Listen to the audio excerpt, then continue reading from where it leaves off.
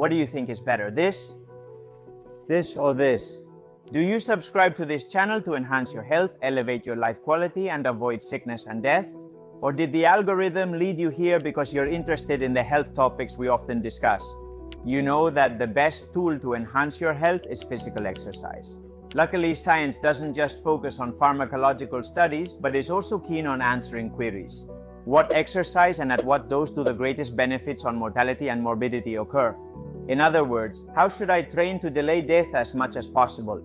To achieve this, our training has to reduce the risk of the main modern killers, cardiovascular disease, cancer, and chronic respiratory diseases. Today we talk about the relationship of exercise and heart diseases, such as coronary or cerebrovascular disease, which continue to be the ones that kill the most people in the West. For this, I bring you a good clinical trial published just recently, fresh out of the oven. It's the CardioRace trial published in April 2024. This trial evaluates the cardiovascular risk of sedentary participants who start training under the pretext of the study. In the primary analysis, let's say the most important thing to evaluate, a cardiovascular risk model is measured. This model was analyzed with a score that primarily took into account 4 factors: systolic blood pressure, low-density lipoprotein cholesterol, fasting basal glucose, and body fat percentage. In a secondary analysis, factors like waist circumference, cardiorespiratory fitness, and muscular strength were considered. Now you'll see that this secondary analysis also has a lot of importance. Something crucial in any study is knowing the sample. In this case, we're talking about a medium sample size, not at all negligible, 406 participants. They had an average age of 50 years and there was a similar number of women and men. What were these participants like? They were sedentary with high blood pressure and obesity or overweight. Essentially, a sedentary patient who neglects self-care but hasn't experienced major health issues yet and now wants to start looking after himself, sensing impending problems. Wow, a very common profile, so the sample is quite representative. And how were they studied? Well, for a year, the patients were randomly assigned to one of 4 groups. Aerobic training, in which they used a treadmill, a stationary bike, or an elliptical for 60 minutes 3 times a week. They worked at an intensity of between 50 and 80% of their maximum heart rate. Strength training, they performed sessions of 2 sets of 8 to 12 repetitions of exercises such as leg press, knee flexion on hamstring machines, quadriceps extension, shoulder press, triceps extension, and 7 other exercises. Combined aerobic and strength training. Simply, these patients divided the designated hour into 2 30-minute blocks. They did strength in the first block and cardio in the second. And finally, the control group that did not train, they simply walked. And I remind you that walking is not physical exercise. Besides physical therapy, all 4 groups were educated on the DAS diet. The results were clear. The cardiovascular risk, which was what was being evaluated, decreased in the cardio group, the hybrid training group, that is cardio and strength, but beware, not in the group that only did strength. If we break down the results, there are interesting things. Lean mass only increased in the strength group.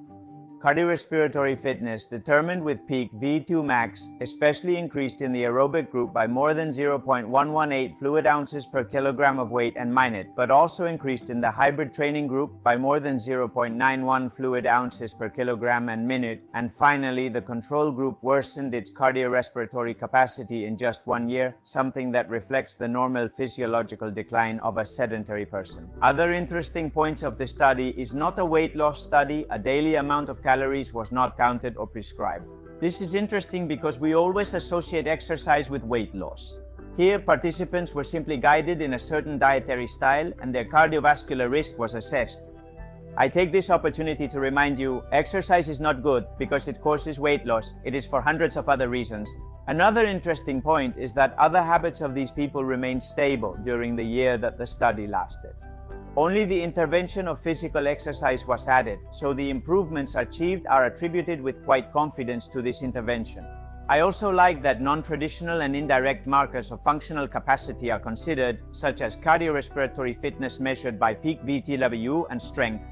These 2 measures should be quantified in any study of this type that is worth its salt because both are great predictors of mortality from any cause. For example, in this other study, increasing the V2 max by just 3.5 points confers a risk reduction of death from any cause and from cardiovascular causes of 13 to 19%. I always say that in the very near future, in any hospital, we will measure these 2 things in almost all patients.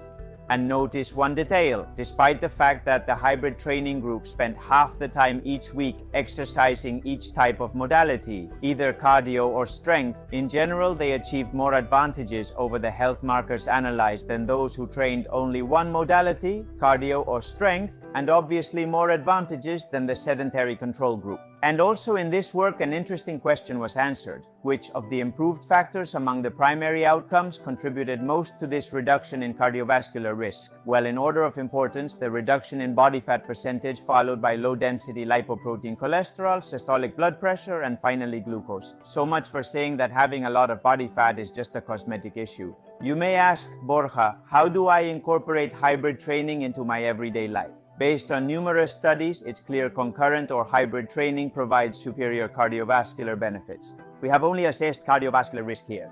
We haven't assessed the risk of sarcopenia or muscle function or other things, but of course you're watching this and you're asking, how do I apply this to my daily life? What do I do? Well, the truth is that nowadays you have many options, disciplines or competitions that are naturally hybrid training. For example, CrossFit. CrossFit is by nature hybrid training, since in practically all sessions strength work is going to be included, whether in gymnastic exercises, with barbells, dumbbells, kettlebells, sandbags or other elements, as well as monostructural cardio work, running, rowing, skiing, swimming. However, CrossFit is not for everyone, so don't insist on doing it if you don't like it or if you don't have an acceptable physical base. We also have HIROX, for example, a novel competitive modality originated in Germany whose popularity has exploded in recent months. It can be done individually or in pairs and always includes a fixed structure, 8 exercise stations spaced with 1 kilometer of running between each station. That is, you are always mixing running with exercises like rowing, burpees, sled push, wall balls, and others. It's a perfect example of what hybrid training is. But you also have, for example, obstacle races or OCRs. Although they lean more towards an endurance test, OCRs also include elements of strength, agility, and coordination. In addition, they are very fun, and this brings them closer to a hybrid discipline or with a certain component of hybrid training. But many of you keep telling me, Borja, okay, CrossFit is very good, but what I like is to lift weights quietly in my little gym time, and that's it. Okay, I understand. I experienced the same for a while. The solution to this is to end your weight session with 20 to 25 minutes of cardio that doesn't have to be intense. Remember that doing it in zone 2 already has many benefits. You can also do the sessions on different days, but as training time is usually very limited, I see it more efficient to do it in the same session. And the opposite is equally valid for those coming from the world of endurance, adding a bit of strength to your endurance routines.